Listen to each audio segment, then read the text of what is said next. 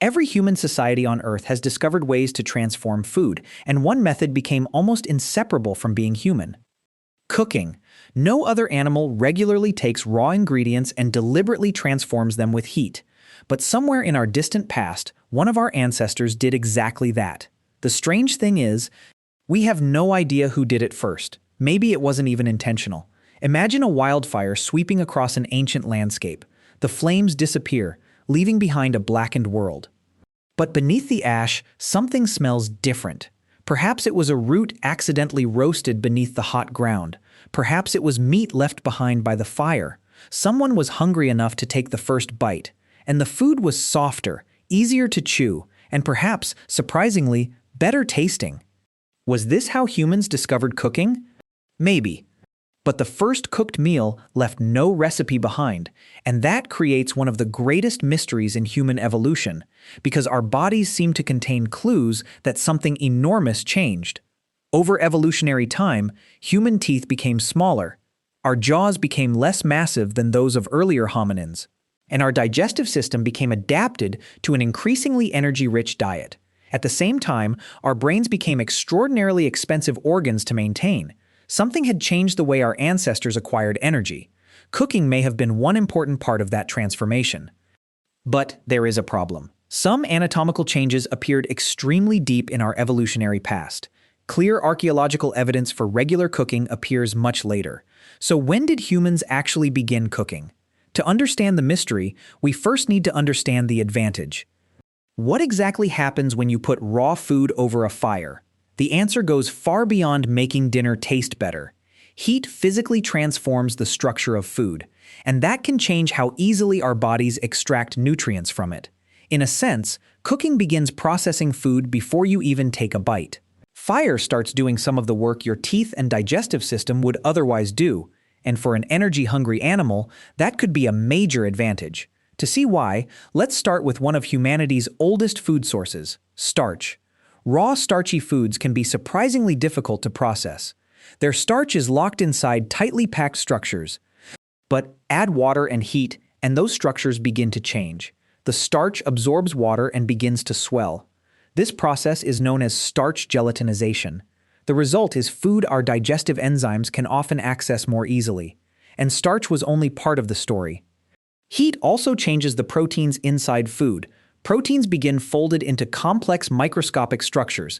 Heat can unfold and rearrange many of those structures. This process is called protein denaturation. It can make many foods easier to chew and digest. Fire could also make some dangerous foods safer. Some plants contain compounds that make them difficult or harmful to eat raw. Processing and heating can reduce some of those natural defenses, and heat offered another advantage our ancestors could not see. Many parasites and pathogens can be killed by sufficient cooking. Ancient humans knew nothing about bacteria or microscopic parasites, but they could observe what happened after eating certain foods. Over generations, useful habits could be learned and passed down. Cooking was beginning to offer several advantages at once. Softer food required less physical work from the mouth. Some nutrients became easier for the body to access. And some foods that were risky raw became safer after heating. Together, these changes could increase the value of every meal. For an animal searching constantly for energy, that mattered enormously, because finding food was only half the challenge. Your body still had to extract the energy trapped inside it. And before regular cooking, food demanded much more physical processing. Teeth had to crush it. Jaws had to grind it. The digestive system had to finish the job. And all of that required time and energy. Cooking could shift some of that work outside the body. The fire became an external food processing tool. That could mean less chewing and easier physical processing. And potentially, more usable energy from certain foods. But could changing food eventually change the human body itself? Around 2 million years ago, something remarkable was happening. A new kind of human ancestor was emerging: Homo erectus. Homo erectus looked strikingly different from many earlier hominins. Its body proportions were becoming more similar to our own. Its brain was larger than those of many earlier ancestors. And its teeth and jaws were changing too. These changes point toward an increasingly high-quality diet. But what exactly was driving this transformation? One influential idea is known as the cooking hypothesis. It proposes that regular cooking gave our ancestors a major energetic advantage. Cooked food could provide energy with less physical processing. And that may have helped support a more energetically expensive body, especially one extraordinarily expensive organ, the brain. Human brains consume a remarkable amount of energy, and that energy has to come from somewhere. A higher quality diet may have helped meet those growing demands. Cooking could have been part of that solution. But cooking probably wasn't acting alone.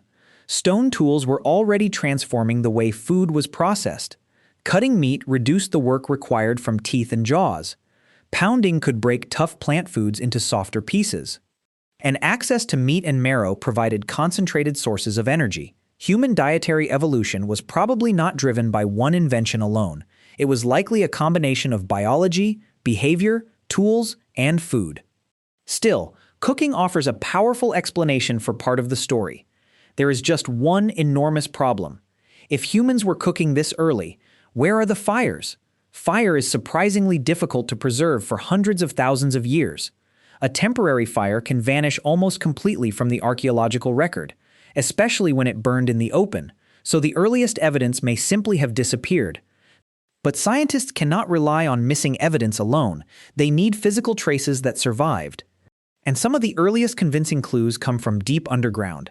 Inside Wonderwork Cave in South Africa, researchers found ancient burned material. The evidence dates back roughly 1 million years. And the fire traces were found deep inside the cave. That makes a natural wildfire explanation much harder. But controlled fire does not automatically prove regular cooking. For stronger clues, we have to move forward in time, to a lakeshore occupied roughly 780,000 years ago. This place is known as Gesher Benot Yaakov. Here, researchers found repeated evidence of controlled fire. The burned remains appeared in specific locations again and again, suggesting these fires were not simply random natural events. Researchers have also found burned fish remains at the site. Some researchers interpret this as evidence that humans were cooking food. If so, cooking was happening at least hundreds of thousands of years ago. But even this does not reveal when the first meal was cooked. The real beginning may have been much earlier, or habitual cooking may have developed much later than some theories suggest. This leaves us with two very different possibilities. In the first, our ancestors began using fire very early, but most traces of those early fires simply disappeared. In the second, early humans improved their diets without regular cooking. Stone tools, meat, marrow, and pounding may have done much of the work. Then habitual cooking became important later. Right now, archaeology cannot completely settle the argument, and that uncertainty is what makes the story so fascinating. Because cooking probably did not begin in a single moment. It may have developed through many small steps. First, our ancestors encountered fire in the natural world. Then they may have learned to take advantage of what it left behind. Perhaps they learned to preserve naturally occurring flames, then to keep those flames alive for longer. Eventually, they learned to control fire more reliably, and somewhere along that journey, heating food became deliberate. What began as opportunity could slowly become routine, and routine could eventually become something humans depended upon. The first kitchen may have taken hundreds of thousands of years to invent. But once cooking became habitual, its effects went beyond calories. A controlled fire had to be maintained, fuel had to be collected, food had to be gathered, prepared, and sometimes shared.